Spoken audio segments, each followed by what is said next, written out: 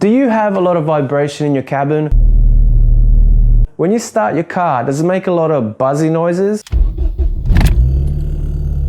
Well, if you do, it's probably your engine mounts. And today, I'm going to show you how to swap them out. All of them.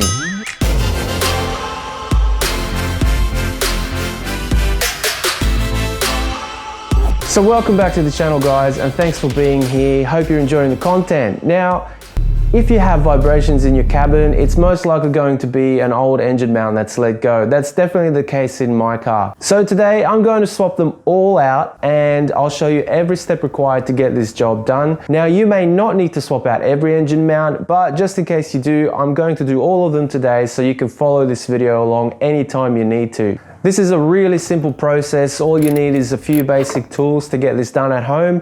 Feel free to plan just a day for this, but you won't need a whole day. Just follow these steps and you should be good to go. All right, let's get to it. The tools you're going to need are a jack and jack stand, a torch, a ratchet strap, some gloves and safety glasses, a long screwdriver or something to pry with, a torque wrench to tighten everything back up, a bunch of extensions and a ratchet, a 19mm spanner and a 13mm spanner, a 22, 21, 19, 18 and 15mm deep sockets, and a 13, 10 and 8mm regular socket. And then of course, you're going to need some engine mounts. I went with these Vibra Technics units for a Focus Mk1, which are stiffer than factory but offer great support for the engine and gearbox. Consider these if you're going to do some spirited driving in your car, as they are a very good upgrade over stock. But if you're just using your car for daily driving, these may be overkill, so OEM replacement mounts will be fine. I'll leave a link in the description below in case you'd like to pick these up yourself. Okay, let me show you the three mounts before we put them on. This mount on the transmission side has a rubber bushing and spacer on the bottom side and a large nut on the top side. With the torque link, this is a direct replacement for the one on your car, and it's a straightforward process to bolt this on. With the engine side mount, this Vibra Technics unit is a solid unit that replaces the hydraulic fluid filled factory mount that often leaks on these cars. Again, just a few bolts will get this on your car. So engine mount, transmission mount and torque link. Okay, let's get the car ready.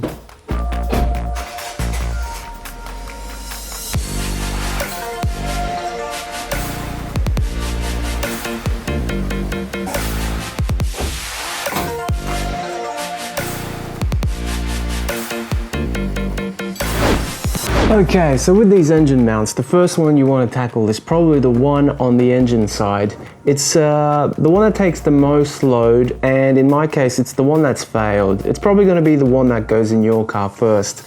But look, like I said, I'm going to swap them all out because this is an 18-year-old car, still on its original engine mounts, so I'm pretty sure that once I fix this one, the other ones are soon to follow. So I'm just going to do this job all at once, get them all done, and we should be good for years to come.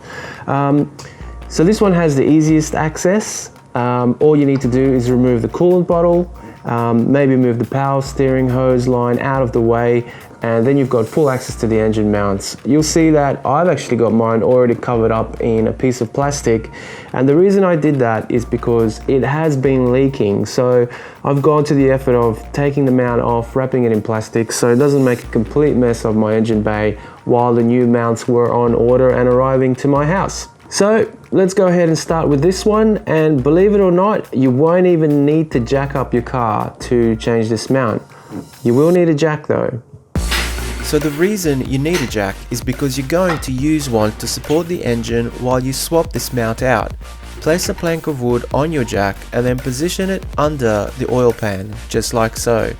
Then use the jack to take the weight of the engine and stop there. With the engine supported, the first thing you'll need to do is move the coolant tank out of the way. All you have to do is unbolt this one 10mm bolt and then simply wriggle the coolant tank upward and it should pop free. Then simply move it out of the way.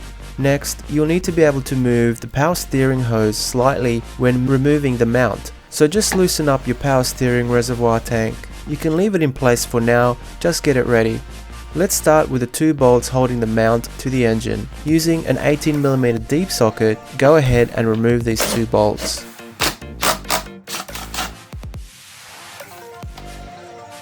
Next, take a 15mm socket and undo the 3 nuts holding the mount to the chassis. And with those 3 15mm bolts removed, you can now move the power steering hose out of the way and remove the mount. Now just find yourself a clean space to work in, because the next thing we need to do is swap the mounting bracket over to the new engine mount. As you can see, this mount is leaking hydraulic fluid. Here, let me show you what I mean. Firstly, undo the bolt holding the mounting bracket to the mount, and once you take the bracket off, you can see that there is hydraulic fluid on the mounting bracket. Now just to show you how this mount leaks, I'll cut off the plastic I put on here earlier so that you can see how badly this mount can leak. So here you go, all this hydraulic fluid was once inside this engine mount, and if I hadn't put this plastic over the mount, the fluid now would be all over my chassis, my accessory belt, and who knows what else. The problem is this rubber here, which hardens and splits over time. Once it cracks and lets the fluid out, you can pretty much junk this mount, as there is no way of fixing it. If you have a Mk1 Focus for long enough, you will face this problem at some point with the factory mounts. But luckily, there are aftermarket replacements that you can buy, which will make sure you never have this problem again. Here is the part number and the manufacturer details in case you want to get this mount yourself. So to install the new engine mount, all we really need to do is tighten this nut and washer onto the mounting bracket using a 19mm deep socket and 19mm spanner on the other side for leverage. The nut will bottom out against the mounting bracket, so it will be obvious when to stop. Then it's time to bolt the whole assembly back into the car. Before you put the mount back in, just check that these floating screws haven't come loose when you unbolted the mount. If they have, simply use an 8mm socket to tighten the screws back down. Then you're ready to put the mount back in.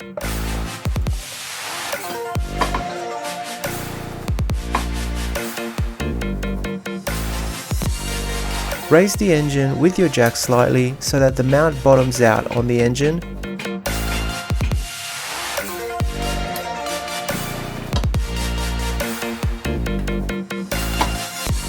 And go ahead and put the 19mm nuts back on. With that done, reinstall the 3 15mm nuts and you're ready to remove the jack.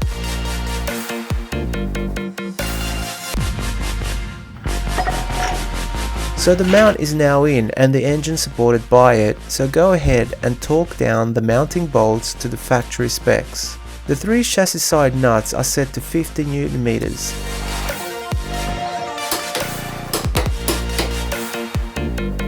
And the 2 large engine side nuts are set to 80 Nm. All that's left to do now is to reinstall the coolant tank, reattach the 10mm bolt, and clip any hoses back into position. And that engine mount is now all sorted. Pretty easy, right? Okay, so now that the engine mount is done, it's now time to do the transmission side. So this time around, you will want to jack up the car and support it with jack stands. So the reason you're going to want to do this is because the transmission and the mount sit slightly offset. So as soon as you take the mount off, the transmission will shift. So you want to be able to reach under the car and tie it down with a ratchet strap or a rope or something to bring it back in line so that you can put the new mount back on. You'll see what I mean once we do this job. But first and foremost, jack up the car. Hurry up.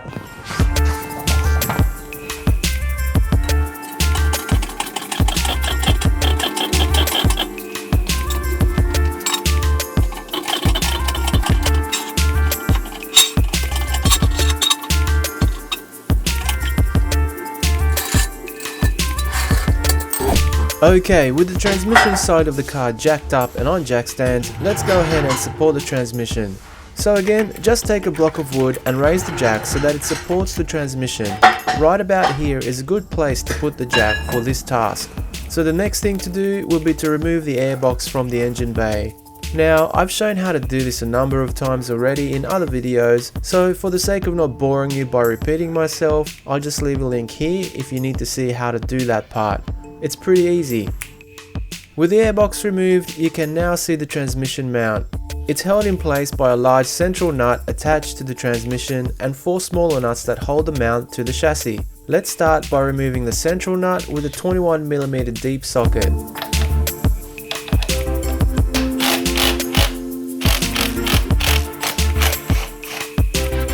Once that's undone, use a 15mm deep socket to undo the 4 nuts on the outside.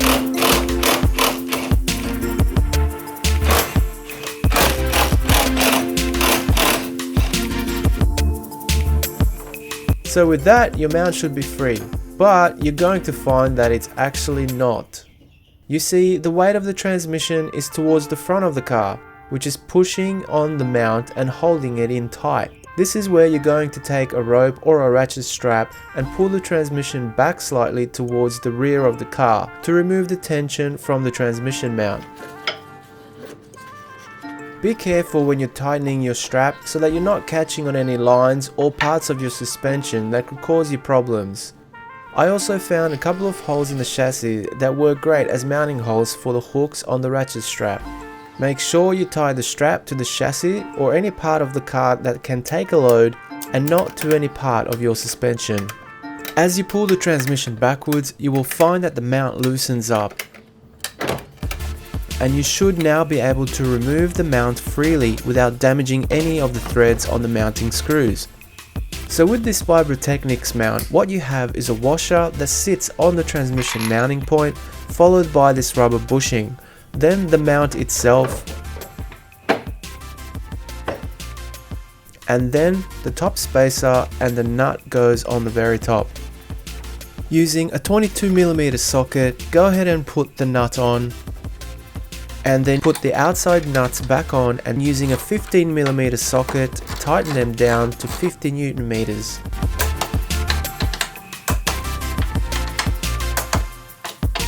Finally, tighten down the central nut to 130 Nm. And with that, your new transmission side mount is installed. Go ahead and remove your ratchet strap and your jack and reinstall your airbox. Only one mount left to go. Okay, engine mount replaced, and so is your transmission mount, so you pretty much should be vibration free now. The last thing to do is replace the third mount, which is called the lower transmission mount, also known as a torque link. So this part doesn't really serve a purpose of dampening any vibrations. What it actually does is it stops your engine from rocking back and forth. As you can imagine, this is a horizontally opposed engine, so it's a front wheel drive car. So as it spins, the engine rocks back and forth, depending upon whether you're accelerating or braking, right? So if you're changing gears, or if you're accelerating and you hear a knocking noise from your engine bay, it's probably this mount that's worn, because when it's worn, it basically doesn't help the engine stay in position. It allows it to rock back and forth, and its purpose is to stop it from doing that, you know. So if you're hearing a knock, essentially what's happening is your engine is hitting the firewall or hitting something as the torque increases in your engine, right? So this thing stops that from happening. So a really simple part to put in. It only takes a few bolts and a few minutes of your time. So let's get this puppy finished up. By the way, you'll be climbing under the car and there's a lot of dirt and debris there, so make sure you wear your eye protection.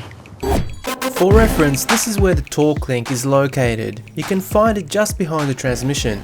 It's held in place with 2 bolts, one over here and one over here. To take them out, you will need a 13mm socket, so go ahead and take the 2 bolts out. That's the rear bolt out, and this is where the front bolt is located. Pay careful attention to these bolts, as one is longer than the other. The long bolt goes in the front. Lastly, you'll need to remove the mounting bracket the torque link is attached to, and that's just another 3 13mm bolts. Here is the first one, the second, and this is the third. After that, the mount should drop away and you will be able to remove the torque link. Now, you may be able to remove this torque link without removing the bracket, but trust me, your life will be a lot easier if you do remove this bracket, especially when putting the new mount back in.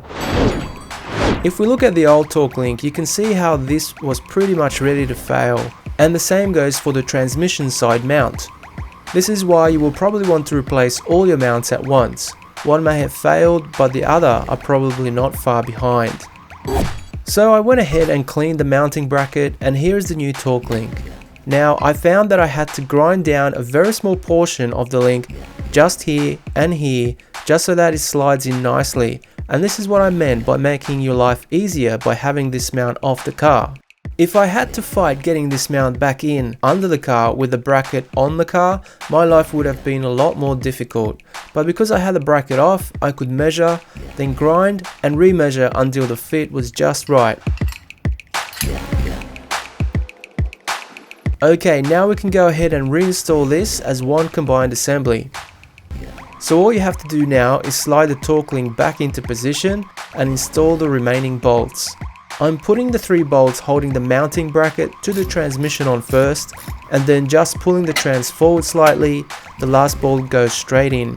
Time to torque it all down, so go ahead and do this at 40 Newton meters, and with that the torque link is in as well.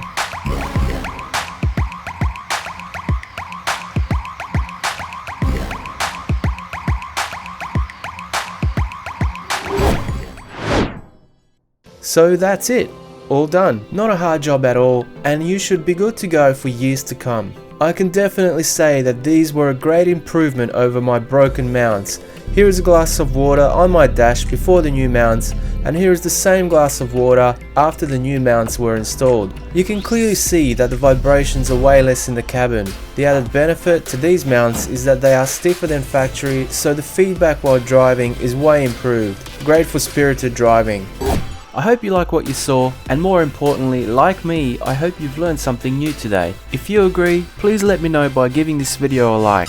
Did I miss something? Do you have anything to add? Feel free to leave a comment below. I always welcome constructive feedback. And if you'd like to see more content from the channel, please subscribe and click the bell so that you'll know when I post up something new. Now enough chit chat, go ahead and try this yourself on your car.